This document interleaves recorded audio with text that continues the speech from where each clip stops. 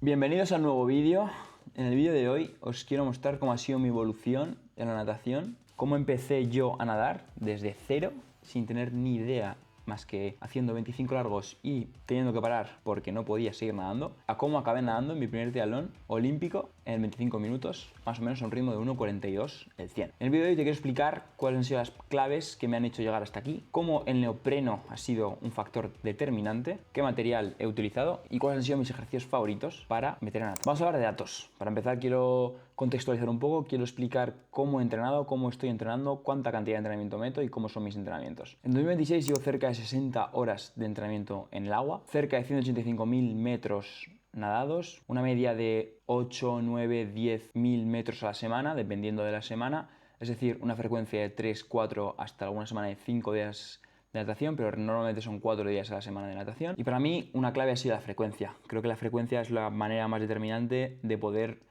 perder ese miedo al agua o de acostumbrarte a nadar, porque yo al final creo que a todos nos ha generado mucho estrés ir al agua, a todos nos genera mucho estrés el pensar en el toca nadar, ya como, buah, tengo que nadar, tengo que hacer esto, te cuesta meter metros y al final los metros los vas metiendo inconscientemente. Cuando metes 4 días de 1.500, 2.000 a la semana, poco a poco vas normalizando el agua, te vas acostumbrando, es un medio totalmente diferente, o sea, no tiene nada que ver con lo que estás acostumbrado. Y yo creo que al final, pues el meter esa frecuencia más alta me ayudó a poder meter más volumen, trabajar más e inconscientemente nadar más, porque al final meter más días, nadas más, es muy fácil cuando vas metiendo más días. Algo clave también que antes de meterme en técnica, antes de meterme en ejercicio, antes de meterme en material, creo que es la posición. La posición en la piscina la coges con mucho tiempo nadando. Es decir, la horizontalidad, que es lo que más buscamos, que es la flotabilidad en el agua, es lo más complicado. Al final, todo depende de tu cabeza. Al final, tu cabeza tiene que pensar, yo siempre pongo el ejemplo como si aguantaras una pelota de tenis aquí y tiene que ir a esta altura el agua, y sobre todo la rotación, ¿no? Yo al final siempre salía a respirar con el cuello aquí arriba, ¿no? O sea, es respirar aquí y es intentar sacar la mitad de la cabeza fuera del agua para poder mantener tus caderas, tus tobillos y tu cabeza alineado. Creo que es un punto muy clave que al principio no nos damos cuenta, y en el momento que mejoras esto, yo empecé a nadar a 2, 2,05 el 100 y ya esos pequeños cambios te hacen mejorar. Algo que te puede ayudar muy bien es meter mucho trabajo con pull boy, porque al final te eleva la cadera inconscientemente y ya trabajas un poquito más arriba. Sí que es cierto que luego parece un poquito trampa, pero a la larga te va a facilitar el trabajar los brazos, el trabajar la posición y el trabajar la respiración. Otro truco mental que también me ha ayudado mucho a la posición es activar el core. Es como si quisieras estar haciendo un crunch abdominal dentro del agua, entonces inconscientemente al activar el core haces que tu cadera se eleve. Es cierto que te cansas más, pero si lo vas introduciendo, pues por ejemplo haces 25 metros así, 25 metros normales, pues poco a poco notarás como tu cadera se eleva y tu posición también mejora mucho. Otro aprendizaje que para mí fue clave: grabarme. Grabaros mucho, grabaros todo el rato, todo lo que podáis, analizar los fallos. Al final hay mucha información en internet, hay mucha gente que te puede decir cómo mejorar, y es clave que tú veas cómo estás nadando, porque tú desde dentro no te ves, tú crees que nadas bien, luego te grabas y ves los fallos. Puedo empezar de cómo entra la mano en el agua, cómo haces la remada debajo del agua, cómo estás colocando los pies, si estás abriendo mucho las piernas, si la cabeza es suficientemente alta, la posición de la cabeza. O sea, tienes mil maneras de mejorar que si te vas grabando semanalmente, si te vas grabando frecuentemente, puedes llegar a tener como esa ayuda para poder controlar realmente cómo estás fallando, en qué estás fallando. Eso a mí me venía muy bien. Yo siempre hablaba con gente, pues amigos nadadores, les mandaba el vídeo, oye, ¿qué ves aquí? Y me decía, pues mira, hoy, esta semana intento centrarte en alargar la brazada, por ejemplo, hasta que te toque la cadera y hacer el movimiento completo, porque me quedaba corto, en no abrir tanto los pies, entonces trabajar un poco conscientemente y decir, venga, voy a hacer las patadas más cortitas y no hacer estas patadas que al final te desestabilizan. Un poco, pues grabarte, creo que es un punto muy clave. Material, vamos a hablar del material. Material que más me ha ayudado a mí en todas mis sesiones, yo diría el factor determinante, mucha gente dice que no es necesario, para mí ha sido el tubo. O sea, para mí el tubo, para meter todos los ejercicios de técnica, es totalmente clave, porque tú te olvidas la respiración. Tú buscas esa alineación en el agua, que es lo que buscamos, en plan, que entre el brazo estirado, recto, y que no te tuerzas, que aguantes esa horizontalidad. Pues el tubo me ha ayudado en lo que más, diría. El segundo material que más me ha ayudado han sido las palas. Al final las palas, para ganar fuerza de hombro, yo tenía una descompensación y al final todos lo tenemos. Tenía más fuerza en un hombro que otro. Al principio el hombro derecho siempre me dolía mucho más porque era más flojo, era el débil, y trabajar con palas, siempre pasar de palas más pequeñas a palas más grandes conforme tengáis más experiencia, porque aliviaréis ese dolor que podáis tener en el hombro, pues me vino genial. O sea, al final el trabajo con palas siempre me ayudó mucho. Ahora ya lo meto con palas más grandes, estas palas ya no las utilizo y me ha venido muy bien. A la vez que combinaba el tubo, lo combinaba con el pull buoy, para ya olvidarme totalmente de mi posición. Simplemente centrarme en nadar bien, simplemente centrarte en que entre la mano en el agua bien, realizar la armada hasta el final y esos pequeños pasos y repetir. Hablo de repetir, semana, el mismo ejercicio, hasta que realmente lo haces bien y grabarte en qué fallas. Eso me vino genial. El pull buoy solo también muy bien, porque también pues, te mejora la posición, haces mucho trabajo de brazos, ganas fuerza en los brazos.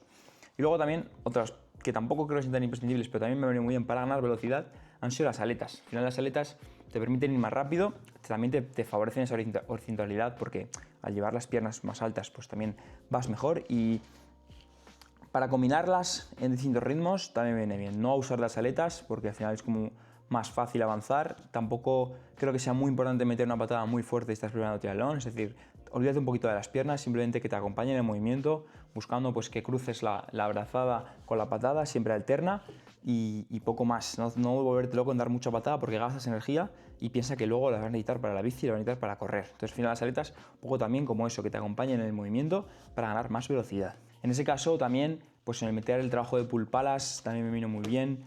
Cada vez me gusta más, es como metes metros, no te genera fatiga, vas rápido y también haces la técnica porque al mover el agua debajo del agua con las palas como que te cuesta un poquito más y generas más fuerza, ¿no? Entonces un poco son los tres que yo he utilizado. También he utilizado pues mucho trabajo de patada con tabla, también muchas solo palas, aletas con tubo, también para calentar me viene muy bien ese calentamiento de aletas con tubo, metes metros, metes técnica y como que no te das cuenta que estás haciendo el ejercicio. Ahora entramos en la parte que yo creo que es la que más fallamos todos, los que no venimos de un mundo de natación, y es el agarre. Tú al final tienes que pensar que el agarre, cómo coges el agua al principio de la brazada, es lo más importante. O sea, si tú no agarras bien el agua, ya partes de que no vas a avanzar. Los errores más comunes son empujar el agua hacia abajo en vez de hacia atrás. Tú piensas que el agua la tienes que empujar desde el principio que la agarras aquí, que tu brazo entre en el agua. Tienes que intentar agarrar el máximo del agua posible y empujarla toda hacia atrás. No hacia abajo, no como si quieras empujar hacia abajo la piscina, no, sino hacia tu cadera, hacia atrás. Es un error que yo también cometía al principio. Para esto, lo que nos viene muy bien es el ángulo de flexión del codo. Piensa que el codo no entra aquí así, el codo siempre entra en esta pequeña rotación para poder llevar el agua hacia detrás extendiéndola. Lo mismo, la mano entra suave, siempre en una posición un poco perpendicular, como unos 30 grados al agua, entra suave y desliza, y en el momento que estás aquí ya realizas con la flexión de codo. Yo mi brazo derecho tengo menos rotación y todo con la mano hasta aquí más o menos cerrada hasta el final de la brazada. Toda esta coordinación viene muy bien si lo juntas con una buena rotación de hombros, que a la vez todo el trabajo viene de la cadera. O sea, toda la fuerza parte de la cadera. En el momento que interiorizas eso, o sea, tú no haces la fuerza con el brazo, sino que va todo sincronizado. Como entra el brazo, rota el hombro, haces la fuerza con la cadera, con el rolido, y vuelves a entrar y te vas al otro lado. El ejercicio clave que a mí me ayudó a mejorar mi brazada fue las remadas. Las remadas, al final las remadas consiste en hacer un ejercicio subacuático en el cual divides toda la parte subacuática debajo del agua de la brazada, la divides en tres partes, ¿no? La primera parte de agarre, la parte de tracción, que es como cuando estás a esta altura debajo del agua, y la parte final, cuando ya acabas en la zona de la cadera. Entonces, en el momento que partimos la brazada en tres fases, con la primera remada, la segunda remada y la tercera remada, a mí me fueron clave para poder mejorar mi brazada subacuática, porque al final agarraba más agua, como hablábamos antes, pero eso que fue repetir y repetir, lo que digo siempre es clave repetir y repetir en natación, porque la técnica hay que interiorizarla hasta que cuando estés en fatiga no la pienses y la hagas correctamente. Entonces eso a mí me costó bastante. Las remadas cada vez las he mejorado más, gracias a Gonzalo, que las metimos ya casi, pues hace un año que lo conocí a nivel, o sea, que empezamos a trabajar en la piscina y me fue muy bien empezar a sentir el agua, a apretar el agua, a mejorar ese agarre, porque de nada sirve que metas muchos metros si no realmente agarras el agua bien. Y aquí pasamos a la última parte, que creo que ha sido diferencial en mi natación y creo que puede ser diferencial también en tu natación, que es el neopreno. Yo me compré el neopreno hace un mes, más o menos, y para mí fue la clave diferencial. Yo en el momento que me lo puse ya noté que flotaba más. O sea, notabas ya como esa, jolín, voy más rápido, a menos esfuerzo, Eso quiere decir que estás con una mejor posición en el agua, flotas más, con un buen trabajo de brazos porque ya anteriormente has metido muchos metros, tienes esa fuerza y mejora esa flotabilidad. Entonces yo noté como que mejoraba unos 5 de segundos al ritmo de la piscina y en el mar pues igual más. En el mar yo me acuerdo, pues visteis en el vídeo de Aeropesa de una DA2 sin neopreno el día de antes de la competición, o sea el viernes, el sábado en el neopreno a 1,45 y en la competición a 1,42. Es decir, yo soy el mismo nadador sin neopreno con neopreno, pero en aguas abiertas es cierto que te favorece aún más. Yo pienso, el factor diferencial aún es más grande en gente inexperta como nosotros. Entonces me vino muy bien el neopreno, creo que es clave que si vas a hacer aguas abiertas nades con neopreno, notarás la diferencia. Hay un cambio muy grande, yo lo noto, lo recomiendo. Tener cuidado en la piscina porque hace muchísimo calor, siempre probarlo en exterior. También toma de rozaduras, siempre mucha vaselina en el cuello, pezones, axilas, porque se pueden generar rozaduras. En el cuello mucha gente sale con heridas gordas, entonces hay que tener cuidado, sobre todo un tip es ese.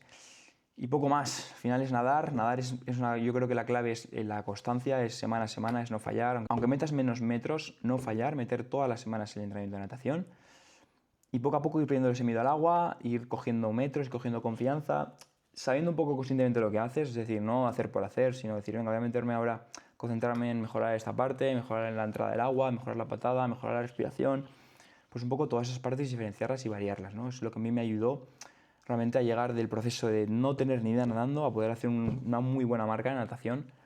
Estaba muy contento con lo que conseguí en el agua y las sensaciones muy buenas. No había nadado 1500 metros seguidos nunca, una vez solo, hace mucho tiempo y las sensaciones no tuvieron nada que ver. Los que me conocéis o los que sabéis lo que es el agua, bajar 5 segundos, bajar 10 segundos es muy complicado. O sea, ya lo sabéis los que estáis entrenando. Entonces, bueno, os animo a que probéis, a que uséis material, a que os compréis el neopreno y sobre todo que metáis mucha frecuencia en el agua, que habléis con gente que sepa más que vosotros. Si no cogéis un entrenador, pues un entrenador os irá muchísimo mejor. Y nada, esto ha sido el vídeo de hoy. Espero que os haya gustado. Suscribiros y nos vemos en el próximo vídeo, la próxima semana, con más novedades.